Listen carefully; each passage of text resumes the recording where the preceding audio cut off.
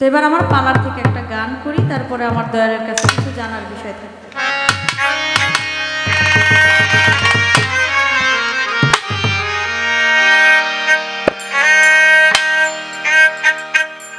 ওরে তোমার নামে আমায় করলো পাগল, ওরে তোমার নামে আমায় করলো পাগল, তোমার নামে আমায় করলো পাগল, সুমধুর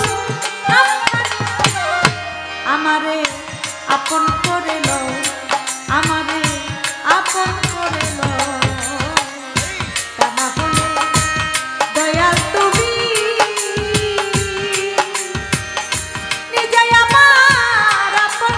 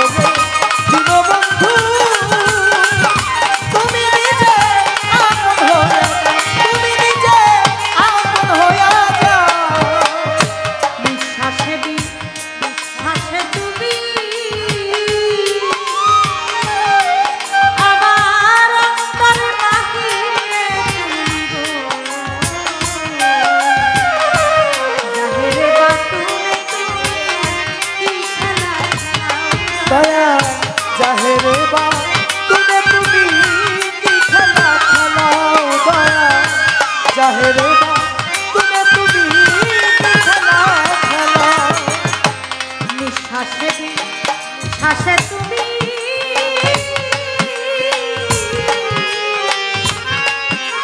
আমার অন্তর বাহিরে তুমি গো জাহেরে বাতুলে তুমি কি খেলা খেলা সাধক আলিম বলে খেলার সাথী ওরে সাধু খালি বলে খেলা সাথী সাধক আলিম বলে খেলার সাথী দয়াময় আমারে আপন করে লো আমারে আপন করে লো না হলে দয়াল তুমি নিজে আমার আপন হয়ে ওরে তোমার নামে আমায় করলো পাগল তোমার নামে আমায় করলো পাগল সুমধুর আর খালি সোনা আমাকে আপন করে লো আমাকে আপন করে লো তা না হলে দীনবন্ধু তুমি নিজে আপন হয়ে তুমি নিজে আপন হয়ে যাও দয়াল গুরু আমার কাছে জানিবার চাই বয়স আমার কত হলো নাম কি আমার তাই আমার বয়স কত আমার বয়স কত আমার নাম কি আমার নাম কি আমার পরিচয় কি আমার পরিচয় আমি যেদিন থেকে আমি যেদিন আমার গুরুর কাছে বায়াত হয়েছি গুরুর কাছে বায়াত এটার ব্যাখ্যার জবাব আপনি দিয়ে গেছেন দিয়ে গেছি যে আমার বয়স যদি 70 বছর 80 বছরও হয় বছর 80 বছর হয় আমি যেদিন থেকে আপনার কাছে থেকে আপনার কাছে বায়াত হয়েছি বায়াত হয়েছি সেদিন থেকে আমার নতুন একটা বয়স শুরু একটা বয়স ধরেন বয়সে আমার অনেক ছোট হবে আমার অনেক সেও যদি আমার গুরুর কাছে আমার আগে বায়াত হয়ে থাকে সে আমার বড় বায়াত হয়ে থাকে সে আমার বড়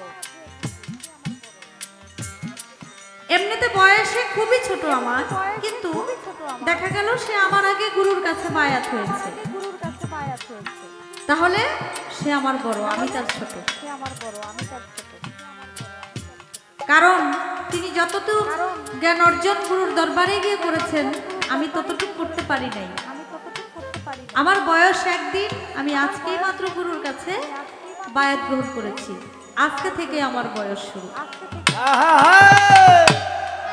আমার নাম কি আমার নাম হলো বিন্দু জালাল নাম হলো কিন্তু আমার মায়ের নাম হলো শামাল আমার বাবার নাম হলো কামাল আমার বাবার নাম হলো কামাল বাবার নাম কামাল মায়ের নাম শামাল আমার নাম হলো বিন্দু জালাল এই হলো আমার এই হলো আমার নাম ঠিকানা আমার পরিচয় আমার পরিচয়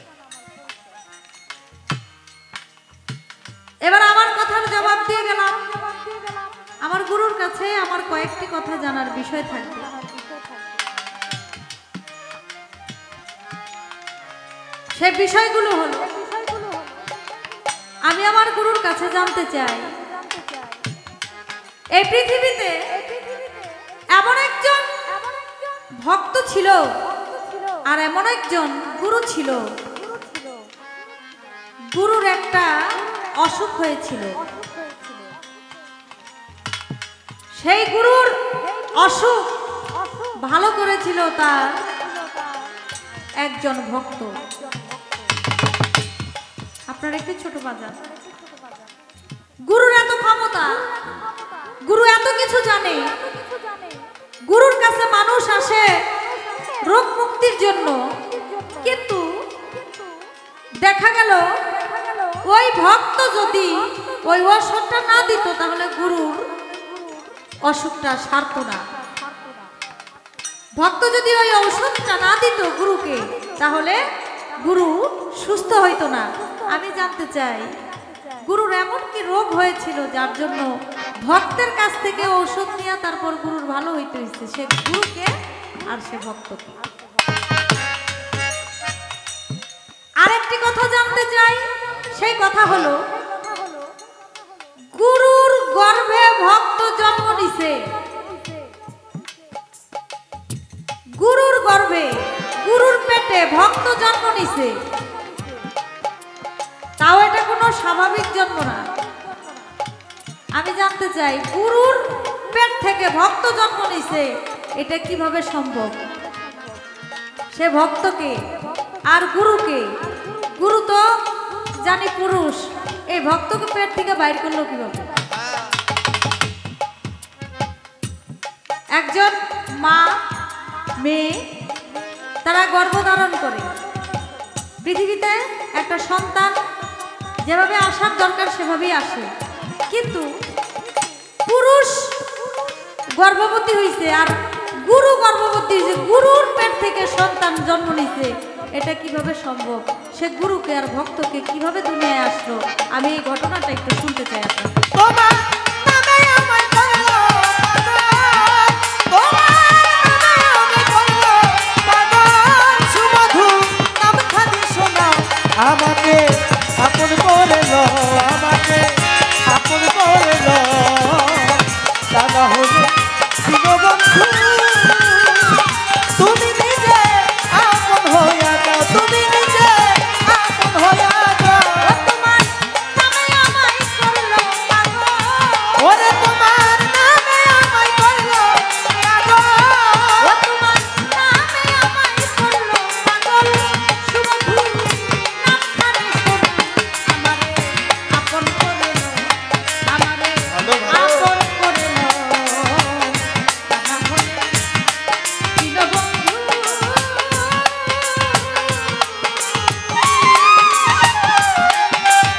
তুমি নিজে আপন হইয়া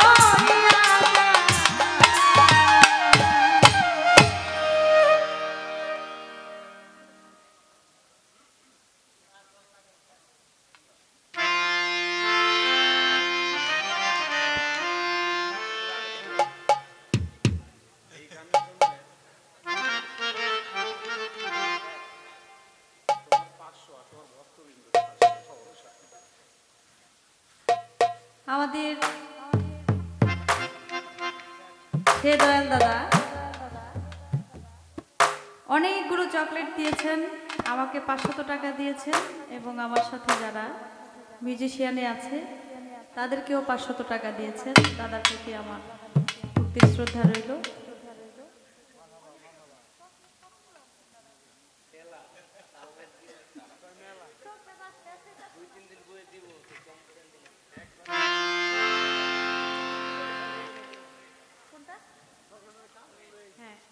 অনেকগুলো গানের আদেশ যদিও আছে, আমি চেষ্টা করব এক এক করে গানগুলো করার জন্য। একটা বিচ্ছেদ গান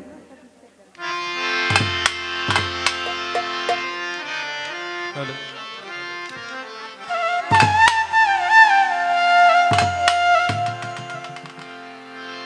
কার প্রেমে মন জিয়া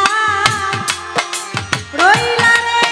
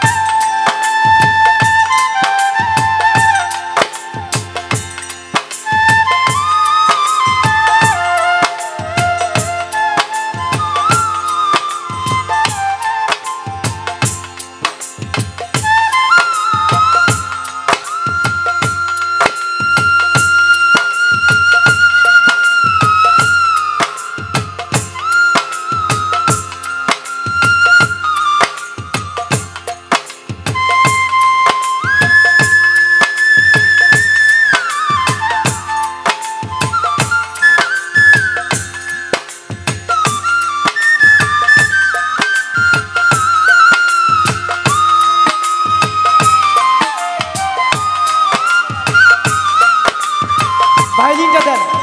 এক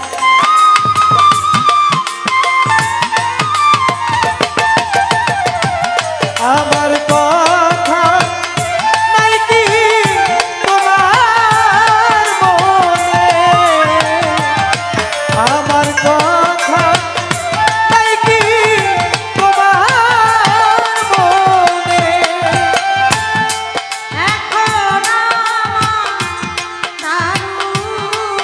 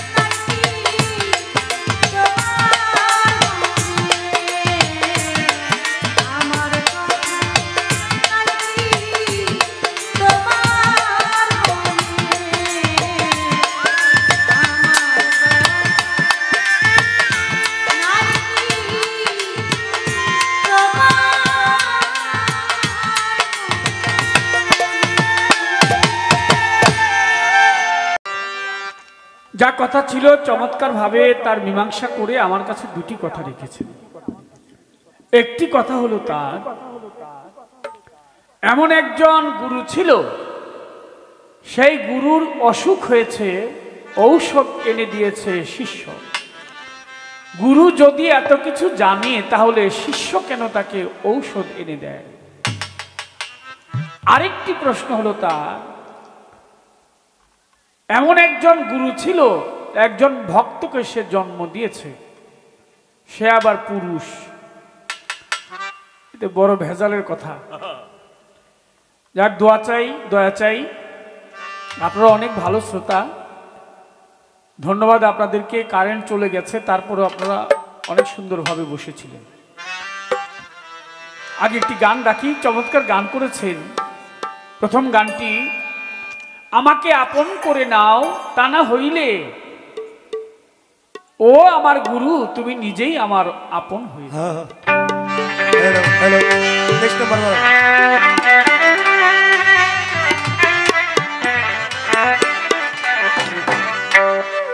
অমন যার শোনে নাই প্রেম প্রীতি, যার শোনে নাই তোমার, যার শোনে নাই প্রেম প্রীতি, তার পূজায় কি মন বসিবে? জানো না রে ও ভ্রান্ত মন, কিসে গুরুর ভজন হবে? জানো না রে ও ভ্রান্ত মন, তুমি যাহার বদন দেখা মাত্র তোমার মনে পাবে আনন্দ।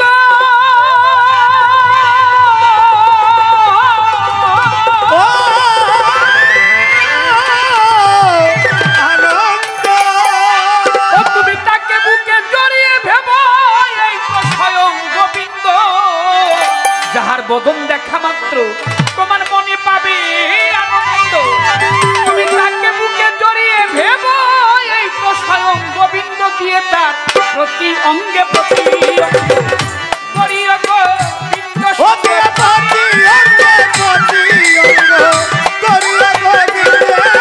দিয়ে প্রতি অঙ্গে প্রতি অঙ্গ করিয়া গোবিন্দ সঙ্গ, উথুলিবে প্রেম তরঙ্গ তোমার ভেসে যাবে মনা, ভেসে যাবে প্রেম তরঙ্গ, এই তাপিত দেহ সুস্থ হবে। জানো না রে ও ভক্ত মন, যার শোনে নাই প্রেম প্রীতি,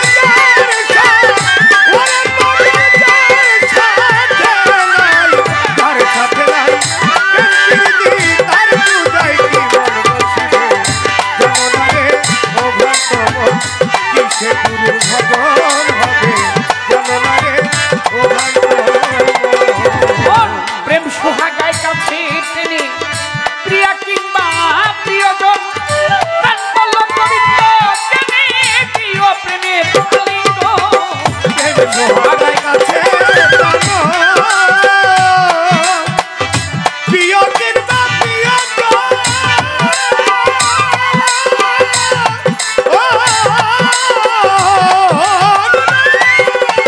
প্রাণ বলল গোবিন্দ টেনে প্রিয় প্রেমের আলিঙ্গ।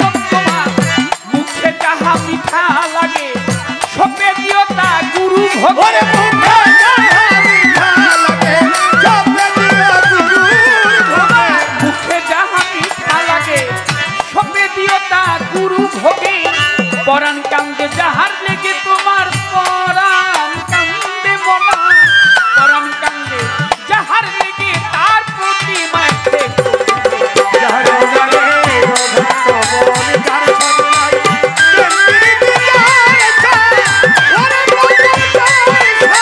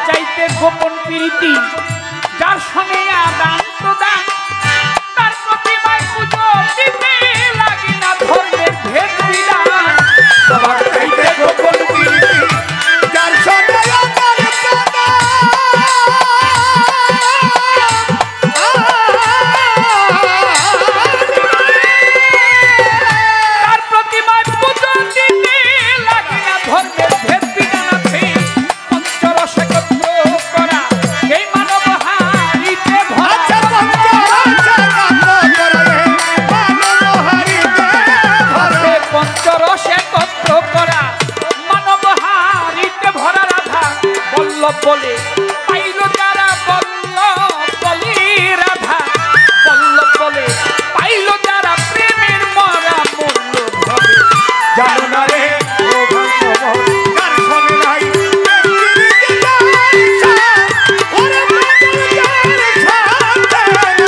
যার সাথে নাই তার পূজায় কি মন বসিবে জানো না রে ও ভক্তমন কিসে গুরু ভজন হবে জানো না রে ও ভক্তমন তোমার যার শোনে নাই প্রেম প্রীতি তার পূজায় কি মন বসিবে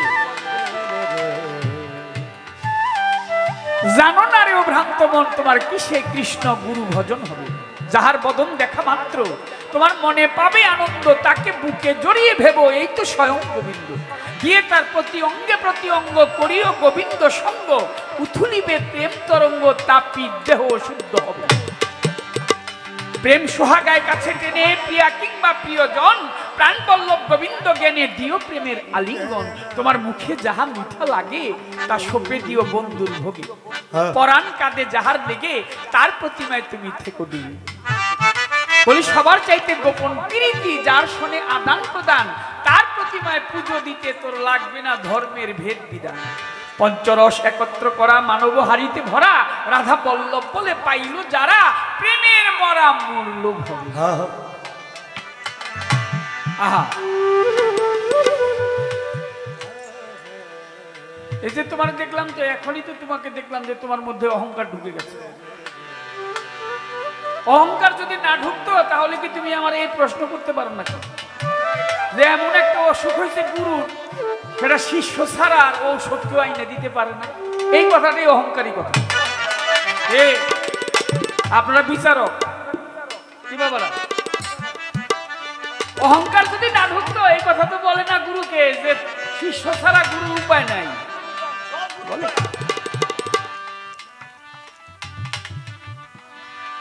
তাহলে অহংকার ভিতরে আছে ফাইবর বলছে যদি অহংকার ভিতরে রয় তার গুরু ভজন হবে না এটা গুরু তত্ত্বে কয় যে ব্যক্তি ভিতর ভরা অহংকার আছে কাম ক্রোধ লোভ মায়া মদ হিংসা নিন্দা ইত্যাদি অক্টোপাস কাটিয়ে গেলে সেইটা একজন খাঁটি ভক্ত হয় শিষ্য হয় তোমার ভিতরে যদি ওই অহমিকা থাকে যে না শিষ্য ছাড়া গুরুর অসুখ ভালো হবে না তাহলেই তো হইল না মানব জনম বৃথা গেল তোমার মানব জনম বৃথা গেল তোমার মানব জনম বৃথা গেল তোমার মানব জনম বৃথা গেল কেন এই মানব জনম হইল তোমার মানব জনমটাই বৃথা গেল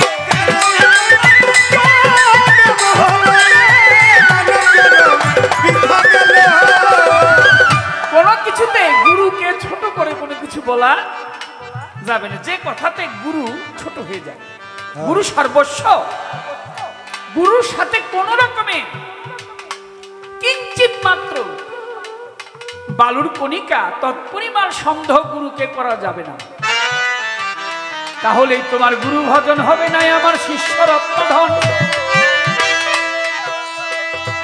এই কথাটি সদা সর্বদা তুমি রাখিও স্মরণ বলে গুরুর অসুখ হয়েছে শিষ্য বিনা গতি নাই না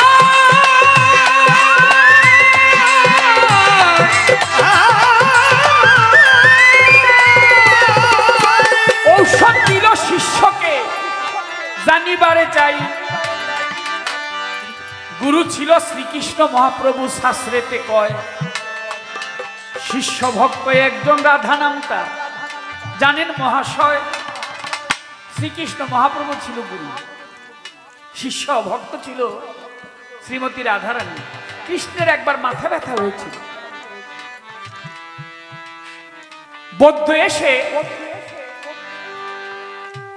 তথ্য দিলেন যে তার অসুখ ভালো হবে যদি কোনো ভক্তের পায়ের ধুলি তার মাথায় লাগে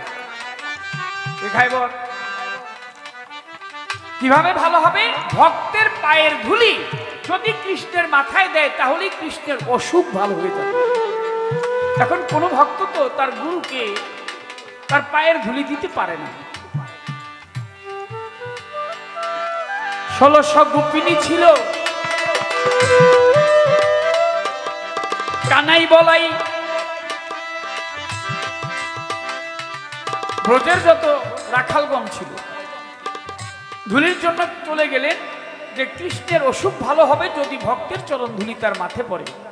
তো নগরে গিয়ে বলছে লোকের কাছে, তোমাদের মধ্যে কে আছো একটু পায়ের ধুলি চরণ ধুলি দিবে, কৃষ্ণের মাথায় খুব ব্যথা হয়েছে।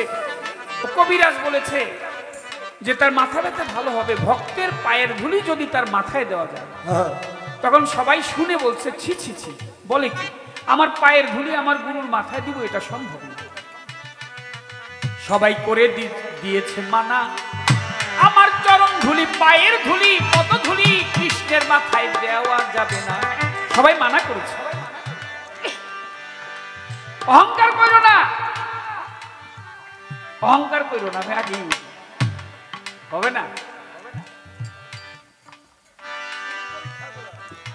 এটা গুরুর পরীক্ষা।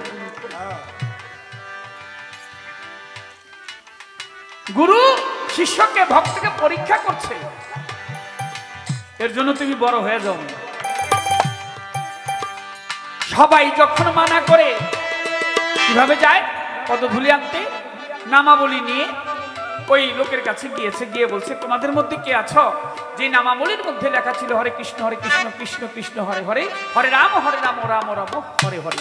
সনাতন ধর্মে বলেছে 16 নাম 32 অক্ষর যেজন জপ করে জীবের কি সাধ্য আছে অত পাপ করে। এই নামাবলী নিয়ে যখন গিয়েছে ভক্তের চরণ ধুলি চাওয়ার জন্য সবাই তখন না করে দিয়েছে। অবশেষে একজন বাকি ছিল, সে হচ্ছে শ্রীমতী রাধারানী।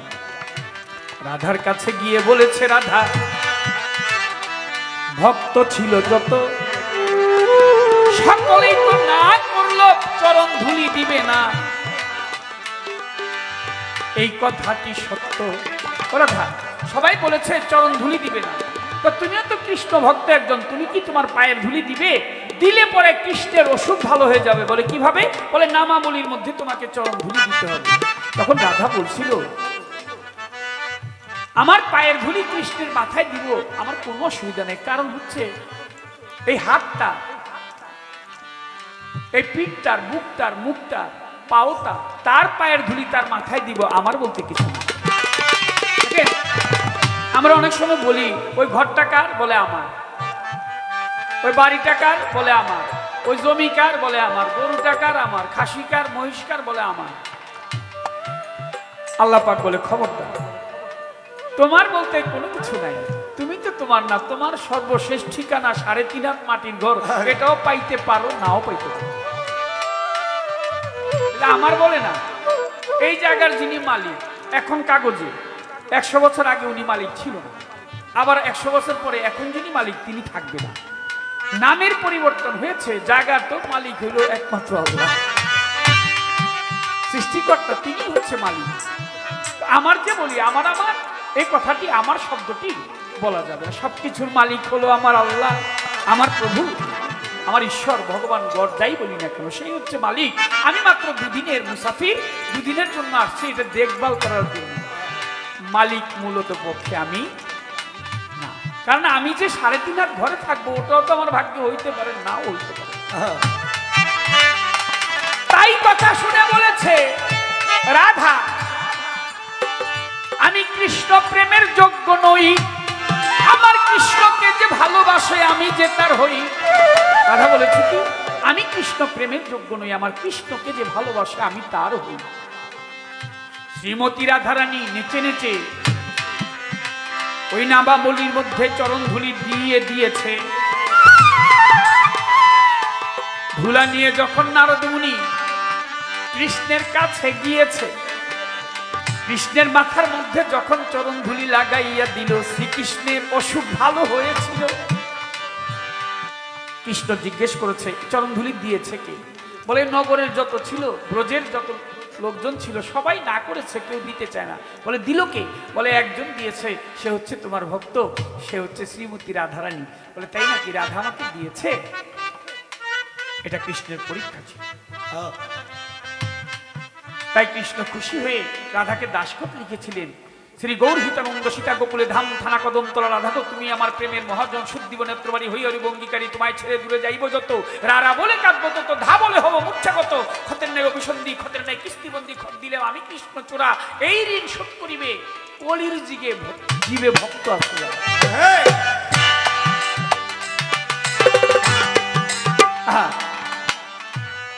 ওই ঋণ শুধিবার তরে এখানে একটা প্রশ্ন করে নি শিষ্য তুমি একটু বইলো তো রাধার মরণটা কিভাবে হয়েছে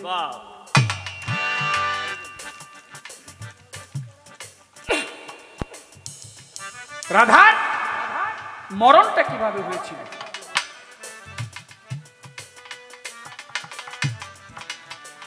এইবার বুঝা যায় বলি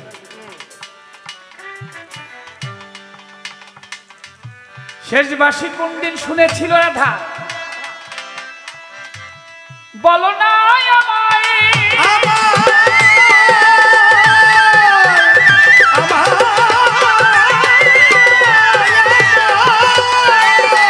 তাহলে বুঝা যাবে শিষ্য কিছু নয় তাহলে বুঝা যাবে রে মন গুরুই সর্বস্ব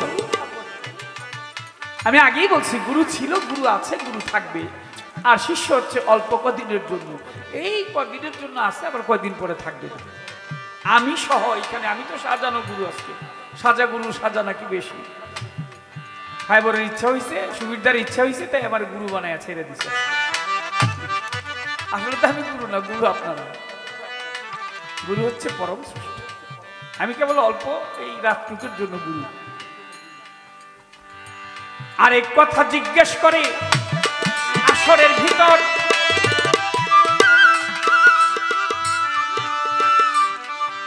বলে এমন একজন গুরু ছিল বলো সেই খবর ভক্ত তার গর্ভ থেকে এই ব্রহ্মাণ্ডে আসিল এটাও শাস্ত্রের কথা জেনে রাখা ভালো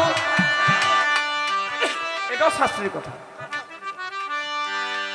ব্রহ্মা একটি বন করেছে কাম্যক বন ওখানে পুরুষ যাইতে মানা শুধু ওইখানে নারী লোকে করবে আনা গোনা এটা বন ওর মধ্যে খালি নারীরা থাকবে পুরুষ যাইতে পারবে না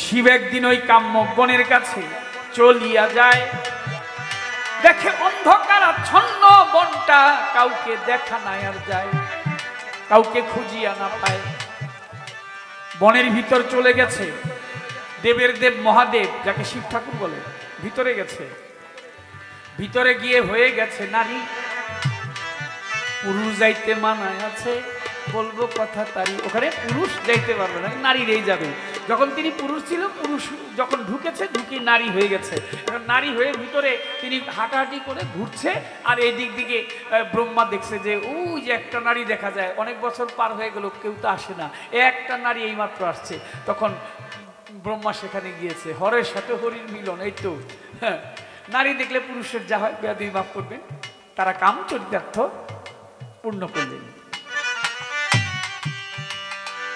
আর শিব ঠাকুর ওই নারী রূপ ছিল যখন বন থেকে বাহির হয়ে গেছে আবার পুরুষ হয়ে গেছে পুরুষ হয়েছে দিনকাল যায় সময় চলে যায় হঠাৎ করে একদিন দেখে পেটের মধ্যে কি জানি নড়ে চড়ে আইরে খাইছে কারণ পুরুষের পেটের মধ্যে যদি কিছু নড়ে চড়ে তো বিশাল বিপদে পড়ছে দৌড়ে গেছে শ্রীকৃষ্ণের কাছে গিয়ে কয় গুরু এই কি অবস্থা বলে কি বলে আমার পেটের ভিতরে কি জানি নড়ে চড়ে কৃষ্ণ তো বুঝছে গেছিলা কই বলে ওই বনে গেছিলাম বলে তারপর বলে যাওয়ার পরে এই তো এই অবস্থা ছিলাম পুরুষ হইলাম নারী এরপর থেকে বের হয়ে দেখি পেট হয়ে গেছে বাড়ি আবার বাহিরে এসে পুরুষ হয়ে গেছে আর কি করা যায় শ্রীকৃষ্ণ বললেন তোমার পেটের ভিতরে সন্তান আছে এই যে প্রথম সনাতন ধর্মে যেটাকে অপারেশন বলা হয় পেট কেটে সন্তান একটা বাহির করলেন সন্তান বাহির হয়ে আস্তে আস্তে বড় হইল এই সন্তান দেখে তার ওই বাবা আছে কিন্তু মা নাই আর সন্তান তো প্রথম বাহির হয়ে মাই বলে মায়ের কোন পেট থেকে আসে এখন তো পেট কাইটা বাইর করছে এটারে এখন এটা মা কয় মানে শিবের মা কয় মা কইতে কইতে একবার মা দুইবার মা মা মা এই মা মা কইতে কইতে শেষে মামা কই ডাকে ওটা হলো নারদমুনি, দেবশ্রী নারদমুনি। সে অবশেষে শিবকে মামা বলে ডাকতো, কারণ তার মা অসে বাবা অসে। এই যে তোমার মতো তুমি তুমি তুমি তুমি আমার পেট কাটা সন্তান, এরকম একজন আর কি না, পেট ফাইরা তারপর বাইর করছি। এই পর্যন্ত বলা কয়া, আর কথা নাই। অনুরোধের গান আছে দু একটা, কে বসে যেতে চাই, ছোট্ট করে গাইব গান।